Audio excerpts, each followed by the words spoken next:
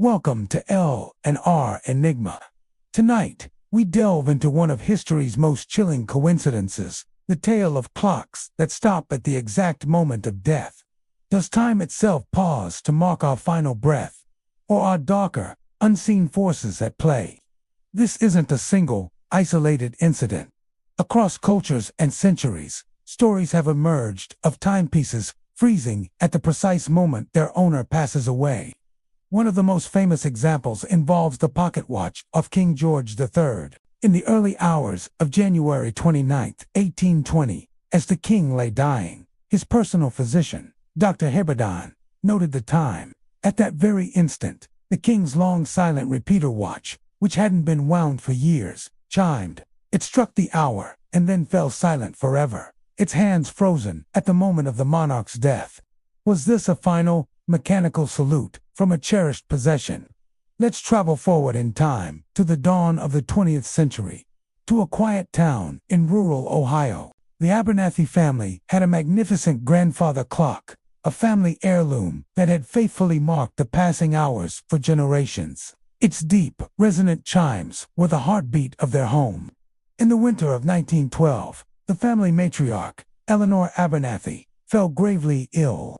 As she took her last breath in her upstairs bedroom, her family gathered at her bedside noticed a sudden, profound silence had fallen over the house. The familiar, rhythmic ticking of the great clock downstairs had ceased. When they went to check, they found its pendulum still. The hands locked at 2:47 a.m., the exact time of Eleanor's passing. They tried everything to restart it. Expert clockmakers were summoned, but none could find a mechanical fault. The clock was perfectly intact, yet it refused to tick. It stood as a silent, stoic memorial, its hands forever pointing to the moment the heart of their family had stopped beating. These accounts are more than just folklore. They tap into a deep-seated human curiosity about the connection between our lives and the universe. Skeptics often point to logical explanations.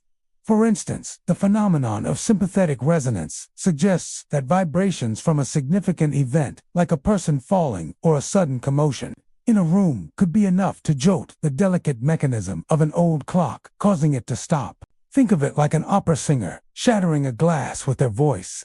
The specific frequency of the sound wave matches the natural resonant frequency of the glass, causing it to vibrate so violently it breaks. Similarly, a sudden physical shock could dislodge a gear or jam a pendulum in an old, fragile timepiece. Another scientific theory revolves around changes in the environment.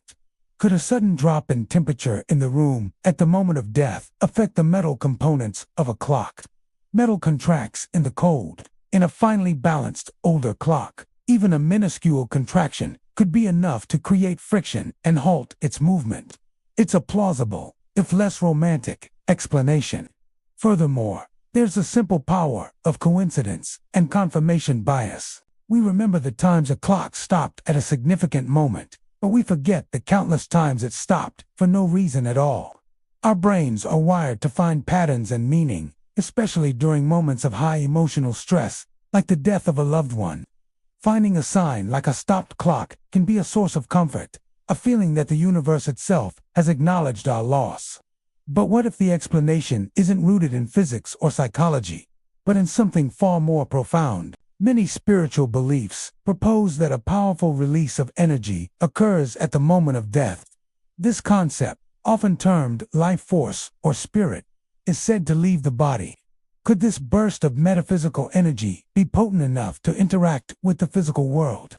Perhaps this energy surge creates an electromagnetic pulse, momentarily shorting out the delicate gears of a mechanical clock or the circuits of a modern quartz watch. This idea bridges the gap between the spiritual and the scientific, suggesting that what we perceive as supernatural might simply be a form of energy we do not yet fully understand or have the tools to measure.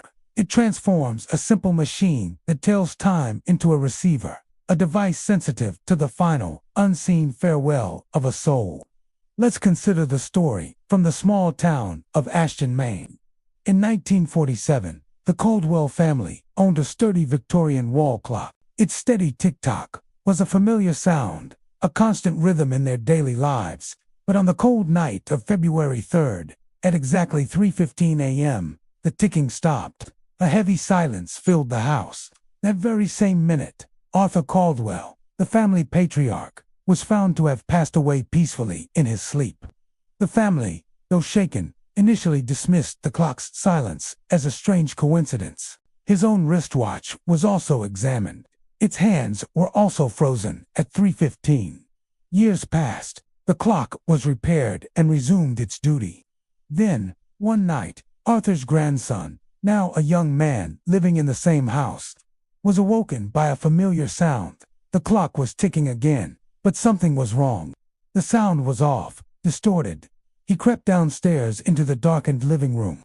The clock's hands were moving, but they were spinning backward. As he stared, a chill ran down his spine, scratched onto the inside of the glass. In a faint, spidery script, was a message that had never been there before. Time remembers the dead. No one in the family claimed to have written it. The clock became an object of fear and fascination. Subsequent owners of the house reported the same bizarre phenomenon. Each time a resident died within the home's walls, the clock would stop at the exact moment of their passing. Famed horologists and even paranormal investigators examined the timepiece, but none could explain its eerie behavior or fix its penchant for pausing. It resisted all attempts at permanent repair. Today, the Caldwell clock is no longer in the house.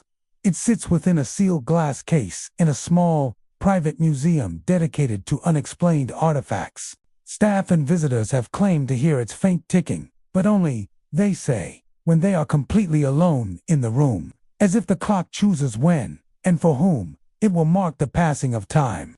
These stories force us to question our understanding of time itself. Is it merely a human construct, a linear progression of seconds, minutes, and hours? Or is it a more fluid, mysterious force that can be influenced by events as profound as life and death? The image of a clock, our ultimate symbol of order and continuity, being halted by the chaos of death, is a powerful one. It suggests that our final moments have a significance that ripples out into the physical world, leaving an imprint on the very objects we hold dear. Perhaps these clocks aren't broken. Perhaps they are simply bearing witness, marking a moment so significant that even time itself is forced to pause and pay respect. Time, as we are often told, waits for no one. But perhaps, just sometimes, death gives it a reason to. Thank you for joining us on this journey into the unknown. If you found this mystery as captivating as we did, please show your support by liking this video, subscribing to L&R Enigma, and ringing that notification bell. Uncover more hidden truths with us. Until next time.